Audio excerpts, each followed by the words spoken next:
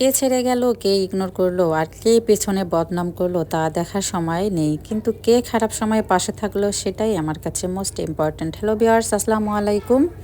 আপনারা সবাই কেমন আছেন? অবশ্যই একটু কমেন্টসে জানাবেন। আলহামদুলিল্লাহ, আপনাদের দোয়া এবং ভালোবাসা অনেকটাই আজকে ভালো আছে, কারণ আজকে আমার শাশুড়ি আম্মা অনেক ভালো এবং স্বাভাবিকভাবেই আগের মতো চলাফেরা করতেছে। সব কিছুই আপনাদের দোয়া, অনেক দোয়া এবং ভালোবাসায়। তো একটা বিষয় আজকে আপনাদের সঙ্গে আমি শেয়ার করি। মনে হচ্ছিল এতদিন একটা কালো মেঘ জমা হয়ে আছে আমাদের মাথার উপরে, যাই হোক সেটা আস্তে আস্তে করে কেটে যাচ্ছে। তো আপনারা অনেকেই হয়তো বা ভাবেন আর কি, অনেকেই বলেন যে আমার এই ভিডিওগুলো করার কি দরকার, কিন্তু আসলে আমার পার্সোনাল অনেক কিছুই আছে যেটা হয়তো বা আপনাদের সঙ্গে আমি শেয়ার করতে পারি না। আমারও ভিডিও আর পোস্ট করতে, আপনাদের সঙ্গে শেয়ার করতে অনেক ভালো লাগে। আমার কাছে মনে হয় এগুলো এক দিনের একটা স্মৃতি জমা হয়ে থাকতেছে, যেগুলো হয়তো বা আমি যখন থাকবো না আমার ছেলেমেয়েরাও দেখতে পারবে, বা আমার ভবিষ্যতে যারা নাতি নাতনি হবে তারাও দেখতে পারবে আমার এই ভিডিওগুলো।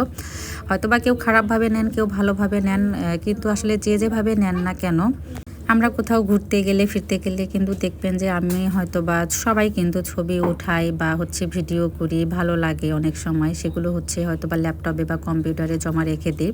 কিন্তু আমাদেরটা যারা আমরা কন্টেন্ট ক্রিয়েটর, তারা কিন্তু আমরা ভিডিওটা এডিটিং করে শেয়ার করি। আর শেয়ার করার উদ্দেশ্য আর একটা আছে, যেখানে ফেসবুক থেকে একটা আর্নিংয়ের ব্যবস্থা আছে। তো মূলত শুধুমাত্র যে আর্নিং করার উদ্দেশ্যেই করতেছি তাও কিন্তু না, অনেকটা শখ থেকেও আমি এটা করতেছি, আর একটা ভালো সময়ও কাটাচ্ছি। তো আপনাদের ভাই কিন্তু আর কি 4 বোনের এক ভাই, অনেক আদরের। আর আমার কিন্তু শাশুড়ি আম্মাই, আমার শ্বশুর নেই, শ্বশুর কিন্তু 2013 সালে মারা গিয়েছে। আর বর্তমানে কিন্তু আমার শাশুড়ির অবস্থাও বেশি ভালো ছিল না, কিন্তু আল্লাহর রহমতে একটা অনেক বড় বিপদ কেটে গেছে। আরও সামনে অবশ্য আরও একটা অপারেশন আছে, আপনারা সবাই একটু দোয়া করে দিবেন ওই অপারেশনটাও যেন সাকসেসফুল হয়।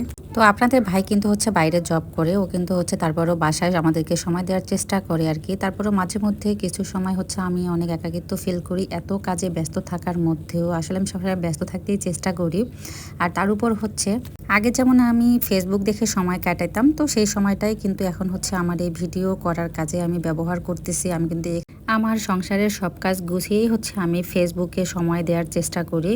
এতে করে আমার যা আর্নিং আসে তাতেই আলহামদুলিল্লাহ, কারণ আগে আমার সংসার, বাচ্চা কাচ্চা, তারপরে আমার কিন্তু ফেসবুক। এটা বলা চলে বাসায় বসে থেকে একটা জব করার মতো।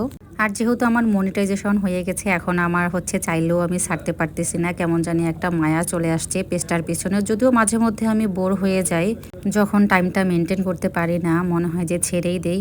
তো কিছু সময় পর আবার ভিডিও না দিলে ভালো লাগে না, কি যে একটা অবস্থার মধ্যে আসি। তো যাই হোক, আজকে আমাদের বড় পুকুর থেকে মাছগুলো মেরেছে। তো মাছগুলো আমার খালা শাশুড়ি আমার সুন্দর করে কেটে বেছে, এই যে কি সুন্দর জালির মধ্যে পরিষ্কার করে দিল, দারুণ একটা আইডিয়া।